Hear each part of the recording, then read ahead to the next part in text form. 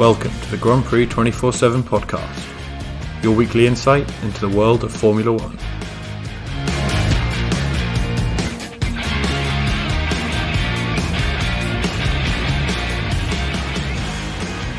Hello and welcome to the Grand Prix 24/7 podcast. I'm your host Will, and as always I'm joined by Editor-in-Chief Paul Velasco, and today we'll be previewing the 2021 Formula One season. We've had a bit of a break for the off-season, but with testing now in the books and the season just 1 week away, we thought it'd be time to put in some predictions about what we think is going to happen. Paul, how are you? I'm good, man. Good, and really looking forward to the season. We've just been struggling to fill the column inches, as you know. So it's just good to get for the bullshit to stop and the racing to start, actually.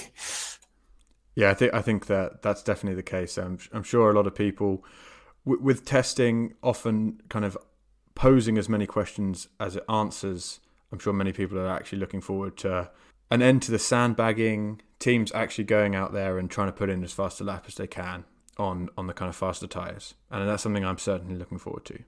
But without further ado, let's just get straight into the predictions. I think we're going to do this in order of how kind of the teams finished last season. So Mercedes is the first one. We've had a lot of kind of off-season chatter with Mercedes, obviously Lewis Hamilton signing that 1-year contract extension.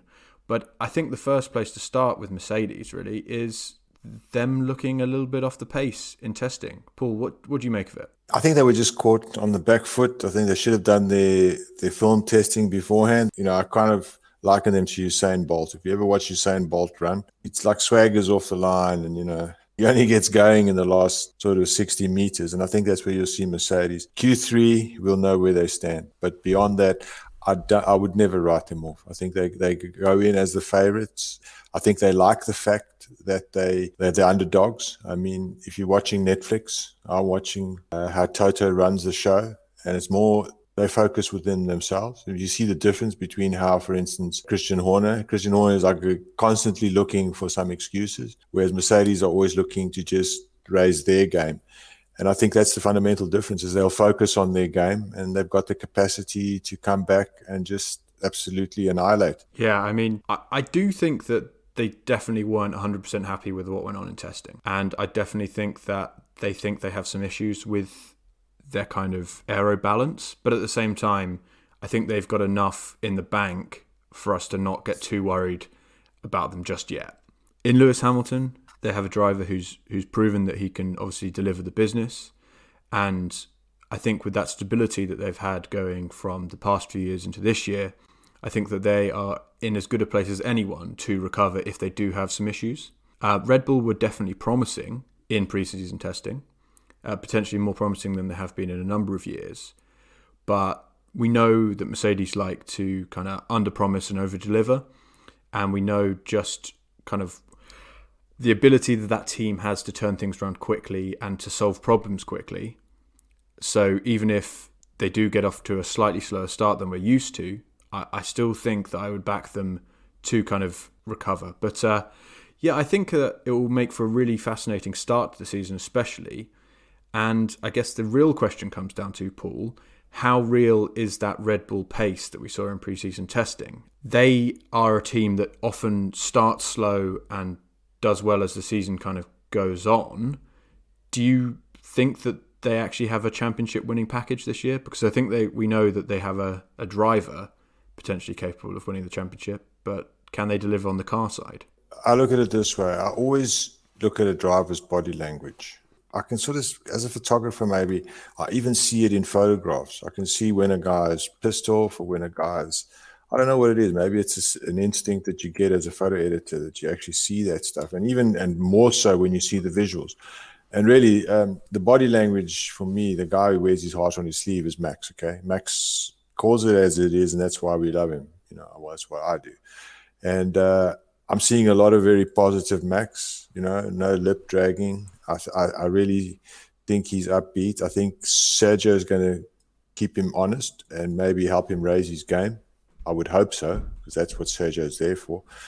And I think together they have the potential to be, look, if Sergio plays the game and he realizes this is Max's team, he's in there to play second fiddle, but if something happens, He's there to pick up the pieces and to help Max and to help Red Bull. If he starts his career like that, he'll have a long future with Red Bull, long beyond Formula One. And for him to be part of that family, he's really got to do what no other Red Bull driver has done before, is not go against the teammate.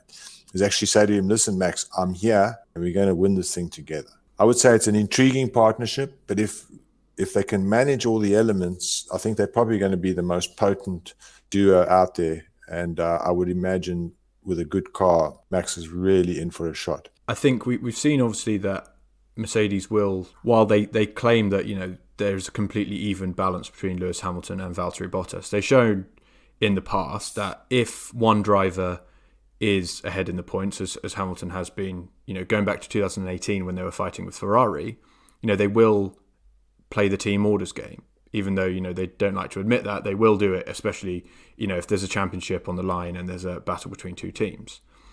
So I do wonder how the kind of teammate dynamics will play out if this is more of a battle between two teams rather than just a Hamilton versus Bottas situation, as we've seen in the last 2 seasons. You know, just casting your mind back more to how the dynamic was going back in 2017 and 18.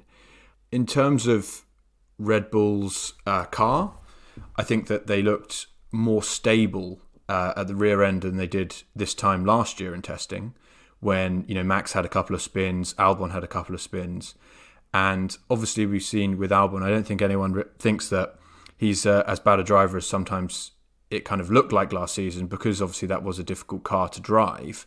And in fact, we actually saw it was Hamilton who was having the spins in pre-season testing, suggesting that maybe that Mercedes is a little bit less compliant.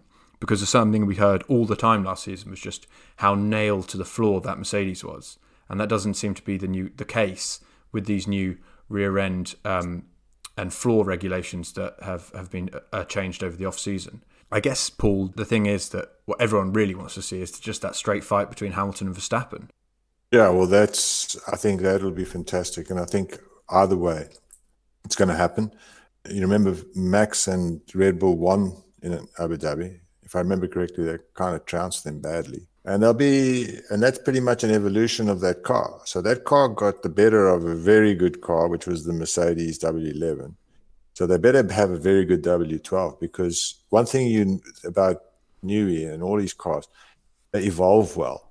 Yes, they sometimes take a long time to evolve, but let's be honest, that those things, when they find their sweet spot, they're brilliant. So I think from the Max Verstappen point of view, he'll be just happy that he's got a car to race with right from the beginning. Yeah, no, I agree. I think that it'd be interesting to see the kind of feedback element that Perez brings to the team as well. You know, he's an incredibly experienced driver, and, you know, for all of the qualities that Max has, he doesn't have as much time in Formula One as Sergio Perez does, and Perez has worked with more different teams and different people. So, you know, maybe that's something that he can bring to the table, you know, not on the driving side necessarily, but in terms of just helping them develop that car.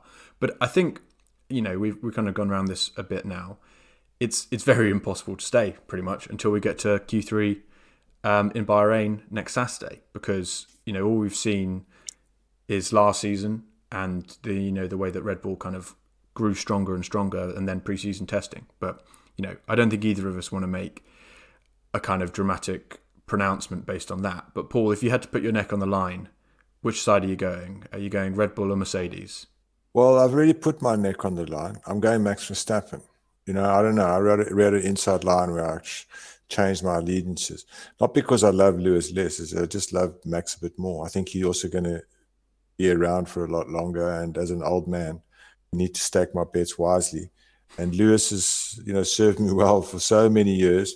And he will still, because if Lewis does well, I'm going to celebrate. So I'm just going to recover my bets, and I'm going to go, Max. I'm going to say Max is going to be there, and I'd like Red Bull just for a change of scene. But, you know, from a fan perspective, I want them to do well, because I think Mercedes haven't been pushed as hard as they should have been pushed. And I think with Max and Sergio in the car, they'll definitely be pushed, and we'll see. I think when Mercedes get pushed, when they get a bit, you know, rattled, they actually fall quite heavily. So while we think it's going to be a pretty tight one right at the front of the grid, I think it's going to be just as entertaining in the midfield, although I know you're not as mad about the battle for third place as I am. But I think we've got potentially 5 teams, as Andreas Seidel said the other day, fighting for that best of the rest third place spot.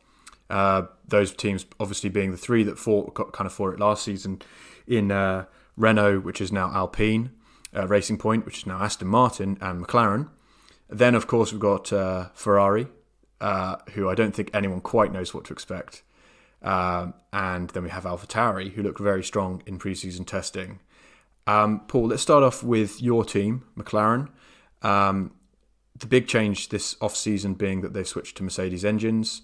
They looked pretty good in pre-season testing. Ricciardo looks like he's going to hit the ground running there. Norris in his 3rd season, he showed some real flashes last year that he's kind of made some improvements. So, yeah, I think that things are looking pretty good for McLaren. I'm quite optimistic. Yeah, I'm very, very pumped for this new era. I mean, it's not the McLaren of old, but it's also maybe a time for change. And I think, yeah, we just got to give Zach the benefit of the doubt here that this team's going to get better.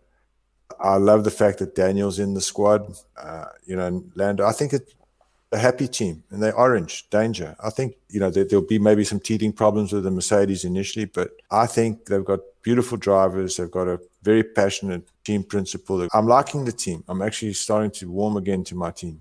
I think that they deserve some credit for the progress they've made in the last 2 seasons. And I guess it's now they're at a point where it's every single extra step they take is going to be more and more difficult. Going from 3rd to 2nd is much harder than it is going from 4th to 3rd. So whether they can take that next step, I'm not quite sure this season.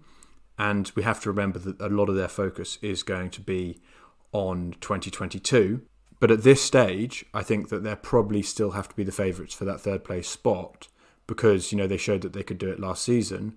And also, I think, because Aston Martin did not really convince in pre-season testing.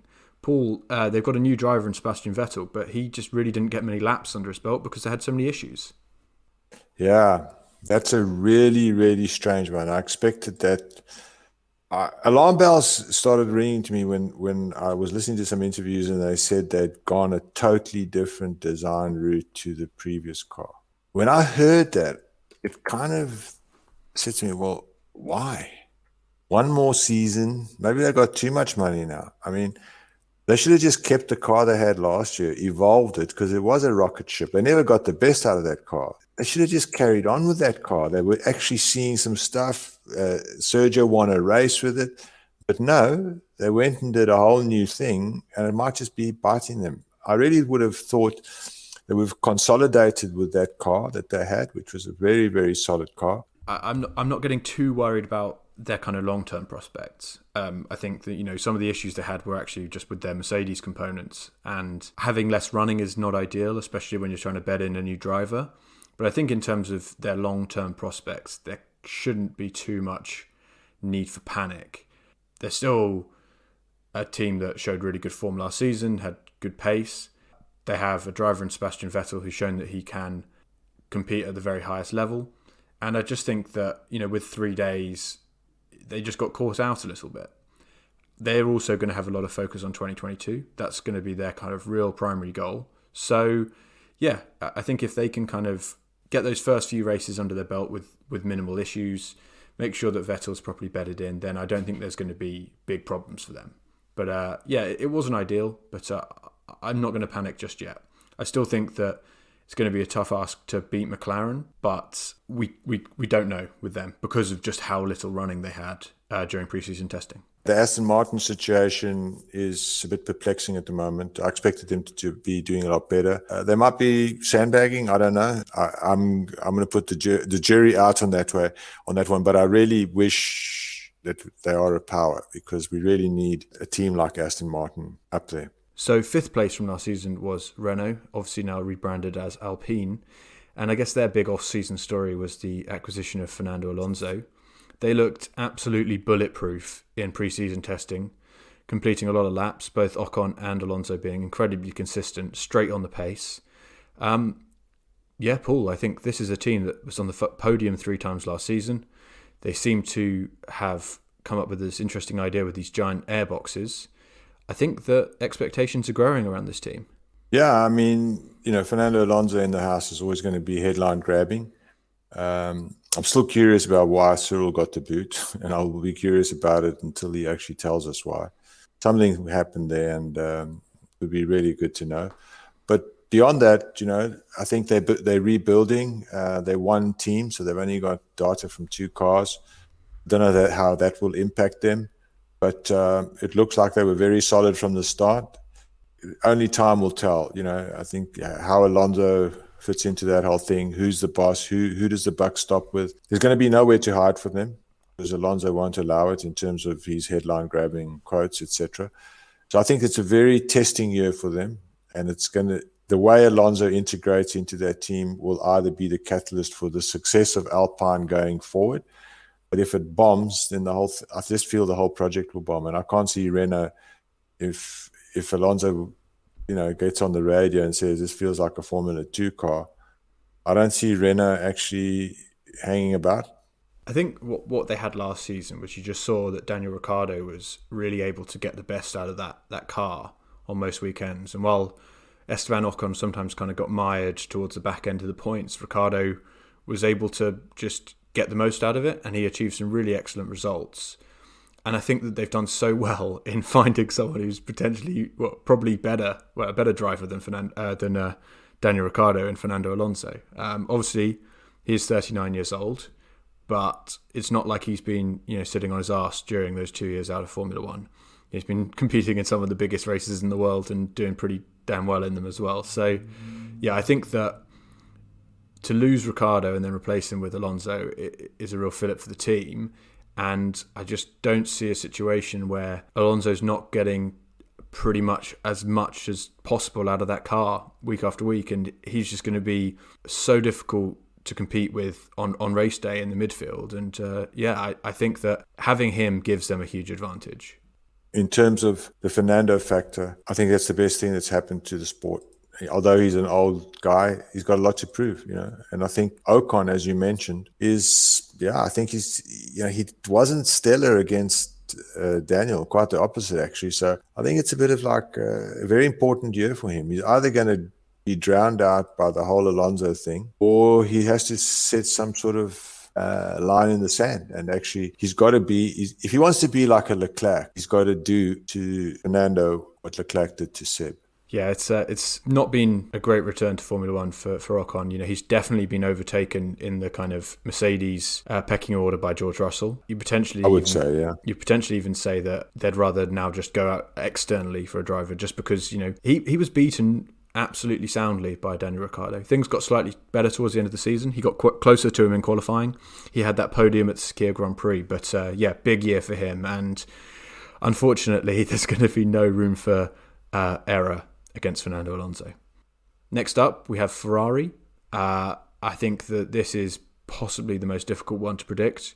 I've heard some differing noises about the kind of progress that they've made with that engine, which kind of famously held them back last season. Paul, I think you'd agree with me here. It pretty much all comes down to if that engine is much improved, then quite difficult to see what the limit is. Maybe they're back in the kind of front-running battle. But if they haven't improved the engine, then they're not going anywhere.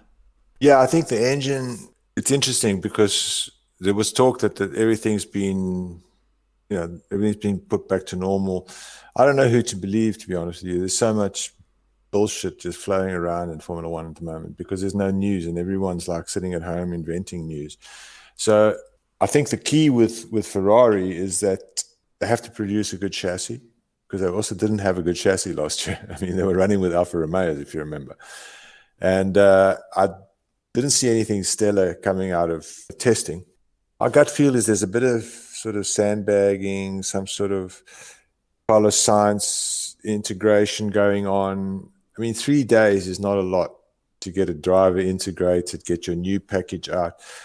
I think they'll use a lot of the time in free practice to get up to speed. And I think, again, only in Q3 will we really know where the Ferrari-powered brigade stand. It's half the amount of time for the teams, half the amount of the time for the drivers. It's just, usually we wouldn't be kind of making concrete conclusions after 3 days of testing, because, we'd be like, oh, we'll see what happens in the second 3 days. That's when potentially the teams are actually going to start putting some lap times together. So yeah, it's really difficult to analyse, and I think Ferrari more than any other team are just impossible to predict. I think we're both kind of sold on Charles Leclerc as an incredibly talented driver, and I think that he put in some great performances last season considering the difficulties, and to be as consistent as he was super impressive.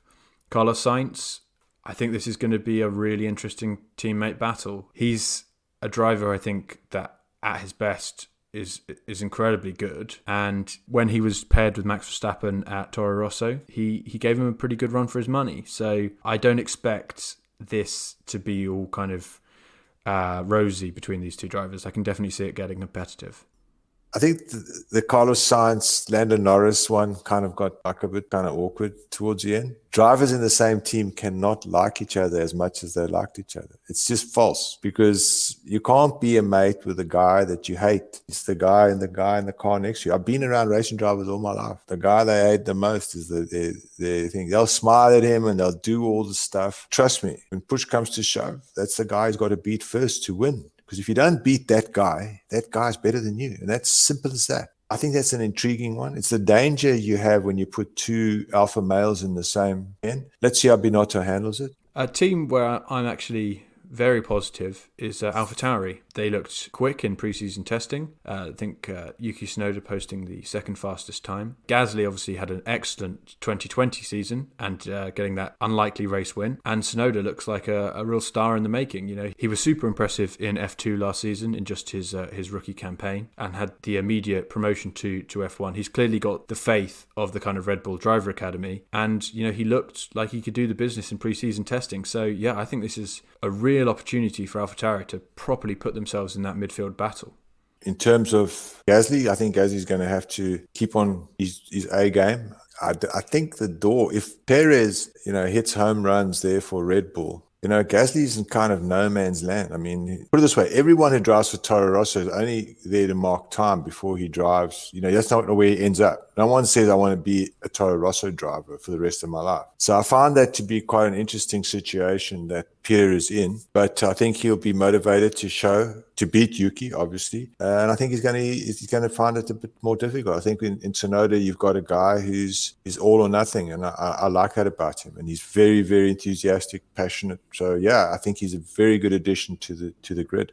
Yeah, I think the question about Gasly is a really interesting one. I kind of see him as a potential option for Alpine in the future, especially if Esteban Ocon struggles again in 2021. But yeah, I don't see Gasly going back to Red Bull. So I think really this is about putting in another year of really consistent performances, another year where hopefully, as far as he's concerned, he can beat his teammate. And then I think he's an option for other teams. I don't think it's about him getting that promotion back to Red Bull, but rather him kind of putting himself in the shop window so someone else would like to pick him up. Because yeah, I definitely think that Tsunoda is the kind of next guy in terms of Red Bull. Whether Perez lasts 1 year, 2 years, 3 years, however long, I think that Tsunoda's definitely the guy that they've got their eye on. So yeah, it's a fascinating teammate battle, but also as a team, they came 7th in the standings last year, but not so far off Ferrari, which is incredible when you consider the kind of relative size of those two teams. And they have shown an ability to get these unpredictable results. So yeah, I'm not ruling them out potentially. Top 6, top 5 finish. I think they've shown that they can outperform kind of their relative size and resources. Yeah, I think a lot of that's got to do with the Honda power unit. I think they've always built pretty decent cars at Faenza, but I think this Honda, I don't know, I just don't get Honda. They're leaving the sport and they bring their best package ever. It's like, you remember when they left just before they sold off to Braun, and Braun won the world championship after they couldn't. They always leave on the cusp of them becoming great, and I have a feeling they're doing the same here. But they've given both Toro Rosso and Red Bull a very, very powerful engine. I think with that, it's going to see, Toro Rosso, AlphaTauri's right up there. I have no doubt. I'm very, very impressed with the team, and I think it's a lot got to do with Honda. Next up, Alfa Romeo. This is the team that George Russell described as the most surprising during pre-season testing. They obviously had a difficult year last year, largely on the back of the struggles of Ferrari again. yeah, they seem to have built a really reliable car. They completed the most laps alongside AlphaTauri of any team in preseason testing. They have stayed with the same driver lineup, which I think some people have questioned. I certainly would have liked to see Mick Schumacher in there rather than him at Haas. But yeah, Alfa Romeo, Paul, can they kind of detach themselves from this little group with Haas and Williams and get towards the midfield?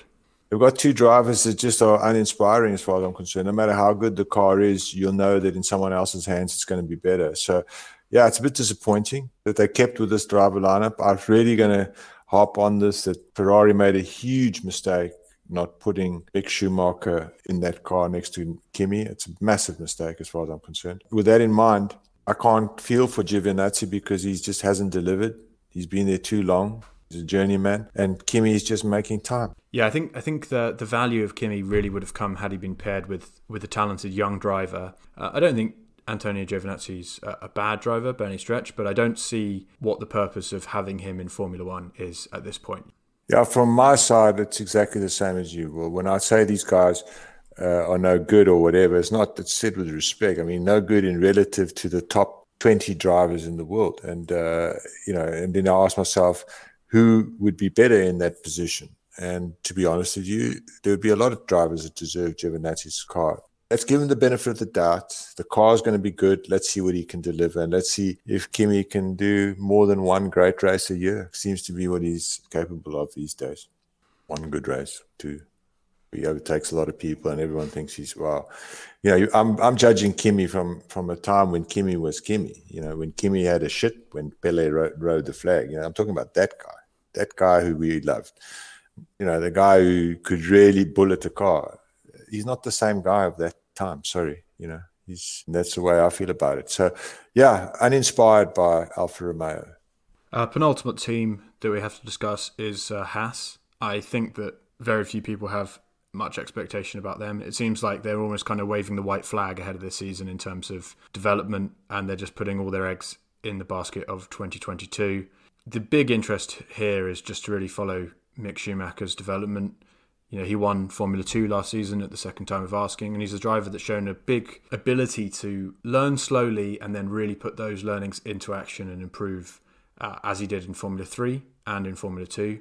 So I think that following Mick will be a real area of focus here. He's absolutely ticked all the boxes on his way to Formula One. I'm a big fan already. I know that Michael wouldn't have put Kim in current Haas. If he was around to be making the decisions, there's no ways a father of his stature would condone his driver driving at Haas. But so be it. At the moment, he's ticking all the boxes, and I think he's going there to learn. He's a grafter. And I think Nikita Mazepin next to him will be his measure, and he has to beat Nikita on a regular basis. In fact, he has to pummel him. For him to be taken super seriously, he has to pummel him. Being beaten by Nikita is going to be a problem. And I tell you what, Nikita is going to be giving it his best shot and seeing his father almost owns the team or runs the team. It's going to be a very interesting dynamic. Yeah, I'm confused by the decision. But Mick, he's in Formula One.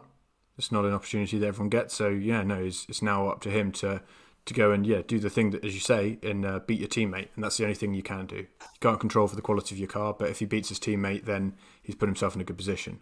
And finally, the team that finished last in last season's Constructors' Championship without scoring a point, Williams. The first full season under the ownership of Doralton Capital. There's some positive noises coming out. They look to have kind of made further steps on last season, which, while they didn't score any points, was definitely an improvement on 2019. They have George Russell, who's obviously an incredibly talented driver who showed just kind of what his top-end potential is while driving for Mercedes at the Sakir Grand Prix.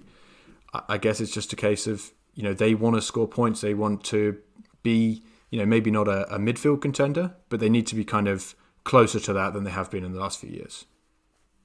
Yeah, I'm going to agree with you. I think they're probably going to surprise a lot of the teams. I think they might have a very good package under them. I'm hoping they do, because George deserves something like that. But at the same time, it's going to be a very packed midfield, but I don't think they'll be toiling alone. If I'm going to do a pecking order, I was going to say it's between them and Haas. But let's see, I might be wrong. But ultimately, from my side, I don't think they're going to be as bad as they were in the past. You would hope not, for sure. And I understand also that there has to be focus on 2022 at Williams, because essentially, even if they have built a good package for this year, it means nothing beyond the end of this year. Whereas they can actually kind of catapult themselves up into relevancy if they get things right in 2022. So that has to be the focus for them, like it is at Haas. These teams that have been struggling with this regulation set, it's all the more important that they nail the next one, because otherwise, they could be stuck at the grid, back of the grid for another 5 years. And, we've got to think that Dorilton are able to give Williams the funding that they need to develop their car properly. And it's just about what level of focus they put on this year in terms of developing the car throughout the year, and also whether they've nailed the kind of initial phase of that, which is over the off season in terms of developing the car. But I hope for George Russell's sake, and also for Nicholas Latifi, who's shown some flashes, if not a huge amount since making his debut in Formula One. But I think they deserve the opportunity to at least have a car that could potentially compete for points on the odd occasion. Well, thank you everyone for listening. We are just a few days away from the start of the 2021 Formula One season, and we're very excited to cover that on grandprix247.com. If you do have any questions for the podcast, please do email us at podcast@grandprix247.com, and you can follow us on social media at grandprix247. We'll be back next Monday to review the Bahrain Grand Prix, our first race review of the season. So please join us then. Bye-bye.